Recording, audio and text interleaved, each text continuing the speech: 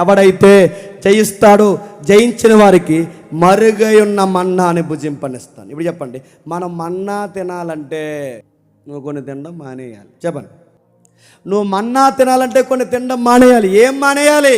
మీకే చెప్తున్నా, మీరు మన్నా తినాలి అంటే ఏం తినడం మానేయాలి?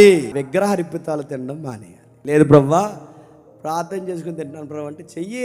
2 అంచుల కత్తి ఉంది, చెయ్యి, ప్రార్థన చేయి. బిలాము బాగానండి, బిలాము ప్రార్థన చేశాడు. నా మాట మీకు అర్థమవుతుందో, బిలాము 3 సార్లు ప్రార్థన చేశాడు. ఆ ప్రార్థన చేసిన బిలాముని దేవుడు ఏమన్నాడు? ఇల్లు అంటున్నాడు. వెళ్ళిన తర్వాత ఏం చేశాడు? కత్తి రెడీగా పెట్టాడు.